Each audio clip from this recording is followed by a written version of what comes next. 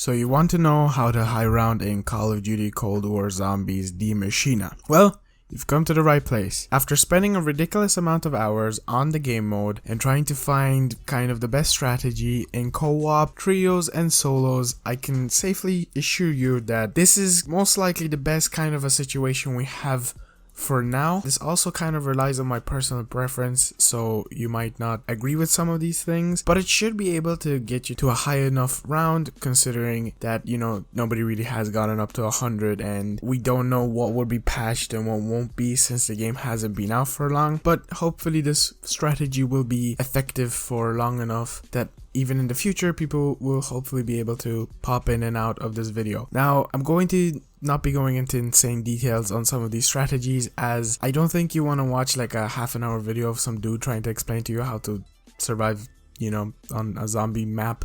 But I will tell you the best training strategy, the best weapons to start off with, and even Pack-a-Punch, just kind of, you know, even the wonder weapon upgrade and some strategies that have been found out. If you're new here, be sure to subscribe. We're on the road to 10,000 subscribers. We're kind of close. And without further ado, let's get into it. So before we fully get into it, you don't have to have your perks upgraded, but obviously it would be ideal. From what Treyarch has said is if you upgrade your perks and even prestige later down the line, you will keep all of your upgrades. So do not worry about upgrading your perks. Do not postpone it. Upgrade everything as you go along, as you will be permanently unlocking it forever. I have Jug fully upgraded, Quick Revive fully upgraded, and Speed Cola. Now obviously I don't have any other ones upgraded yet fully because obviously, you know, not fully finished. But if you want, I could also make a video on basically all of your upgraded gear, best strategy and stuff like that. Basically, that's all I wanted to say. That's all I'm going in. Nothing else is really upgraded. I don't have any of my classes or anything like that because it's just crashing on that. But that's simply all I'm going in with. And the weapon that I will be using is the knife.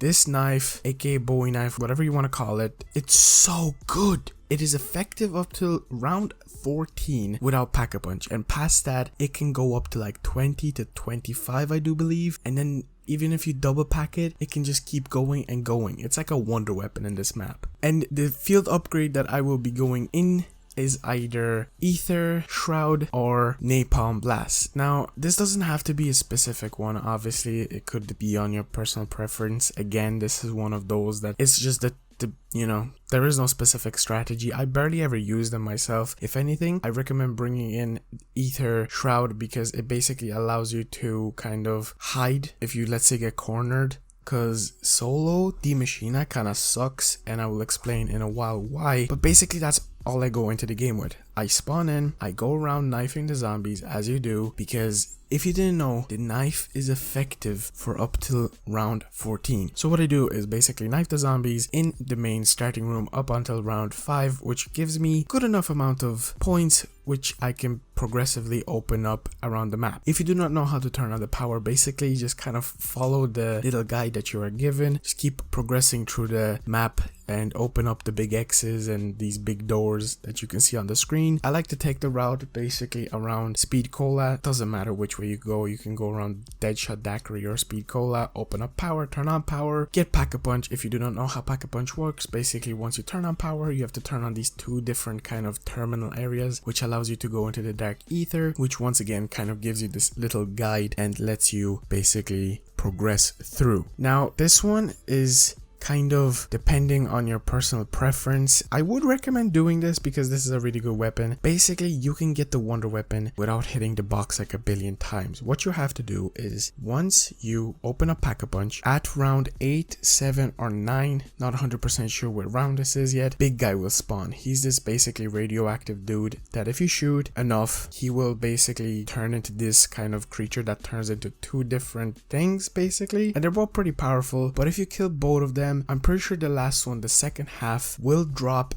this kind of keycard that you are able to take down to this area as I am showing you, and if you follow this path you will be able to put this keycard into this computer. Now if you don't know where this is, it is beside Deadshot Daiquiri down in the bunker, and once you get this key card in there, you can open up a special kind of compartment that gives you a piece. Now what you can do with this piece is bring it back to Nakderon Totem beside the spawn. As you can see, I am showing you here, and you need to collect zombies, and when you collect these zombies you can basically let the trap kind of a system, once you power it on, suck them in, and then once you hear this activation noise from the lady that is telling you that it's done, which is going to blow up the door, and you are going to be able to get the wonder weapon for free. Now this wonder weapon is actually really good as its base. I do believe it's like one of those upgrades kind of a thing. You can get whatever one from the box, but it's very difficult, so you're better off doing this. Now you have the option of either training with this for a while and then obviously swapping it out, but you don't have to. Now I know I've mentioned that I went in with a knife. You do not have to pack a punch the knife. You can swap out the knife after a while, but I do recommend sticking around with it for a while because it does give you basically max points that you can get with a normal gun. You don't have to waste bullets, you don't have to waste any ammo, you don't have to worry about running out of ammo. But I do recommend getting a weapon before the big dude spawns because the knife isn't very good unless you have a pack-a-punch against him. Now once you have this wonder weapon, there is a specific upgrade that I could recommend to you. Essentially, to put it in short, because I do not want to make this video any much longer, is you can basically go up to this part of Nakderon Totem using the wonder weapon, pressing L2 or R2, whatever it is on Xbox and whatever it is on PlayStation, whatever it is on PC, basically sucking it up, this piece, and picking it up. It's going to be this gas canister kind of a situation, and if you run back to Deadshot Daiquiri once again in this specific location, you can put it in. Now what you have to do with this is you have to bring a hellhound, whatever you want to call them now, and kill it close enough so that its basically radioactive effect will be sucked up into that. Once that is complete, you are able to pick it up. It's not gonna take that long. Run to this area beside the Plane Wing and Juggernog and basically kind of place it in the box or on top of the box. I shoot it. I don't exactly know what to do, but you can upgrade it. Now this is not essential. Obviously you can swap out the upgrade. Don't worry, once you pick it up you can basically just put it back in. And as I've mentioned, there is no perk limit, so you don't have to worry about which perk to get. You don't have to worry about money because money is not that difficult to get, but I recommend getting every single perk. What I recommend pack-a-punching is a wall-by shotgun, which is on the plane. It is a very good shotgun. I recommend obviously carrying that wonder weapon around, but there is this one weapon that you might know, and it is in the box, but it is one of the most rarest weapons, and I love it. It is the ray gun. Now it's a very difficult gun to get, and I have not had gameplay of it yet fully, so if you don't see the ray gun on your screen right now, I do apologize, but if you do, goddamn, I'm a lucky boy. It's not an easy gun to get, but if you get it, keep it. Pack-a-punch it. Keep it. It is your weapon. You can even swap it out for the wonder weapon because the ray gun is so good. It deals so much damage. It has the splash damage which affects zombies. It is good against the bosses. It is such a good gun. And I must add also onto the wonder weapon, the gas upgrade. Basically this is effective because if you train zombies, and I recommend the best area to train zombies is spawn. It is a nice open area. Obviously there is a section where zombies can come through,